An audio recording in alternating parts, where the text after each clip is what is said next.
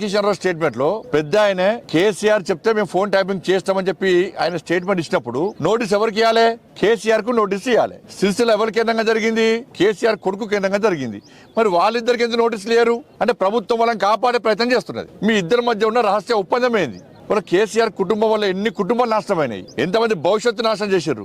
109 కేసులు పెట్టిరన్న మా మీద, 109 కేసులు. ఇదే ప్రభాకర్ రావు అనే వ్యక్తి సీఎంఓ ఆఫీస్ లో అడ్డగా వేసుకొని నాలాంటి అనేక మంది నాయకుల కార్యకర్తల ఫోన్లు వినుకుంటూ, జడ్జిల ఫోన్లు వినుకుంటూ, మా సొంత విషయాలు వినుకుంటూ ఏ విధంగా రాచి రంపాన పెట్టిండు, ఏ విధంగా ఉసురు పోసుకున్నాడో తెలంగాణ సమాజానికి అంతా తెలుసు. ఇలా కోర్టు నుంచి ఉత్తర్వులు చేసుకొని అమాయకంగా గడ్డం పెంచుకొని ఓ నీతివంతుల లెక్క, సిన్సియర్ ఫెలో లెక్క నటిస్తే ఎవరు నమ్మడు ప్రభాకర్ రావు అనే వ్యక్తిని. నేను ప్రభుత్వాన్ని మళ్ళీ చెప్తున్నాను, మీరు ప్రభాకర్ రావు అనే వ్యక్తికి ఈ రాచ మర్యాదలు ఇచ్చిన బంద్ చేయరు. ఫస్ట్ వాళ్ళ కోర్టు ఇతరు ఇచ్చినప్పుడు మనదే కోర్టును రాష్ట్ర ప్రభుత్వం ఎందుకు సంప్రదించలే? ఇలా రాష్ట్ర ప్రభుత్వము ఎందుకు పిటిషన్ వేయలే?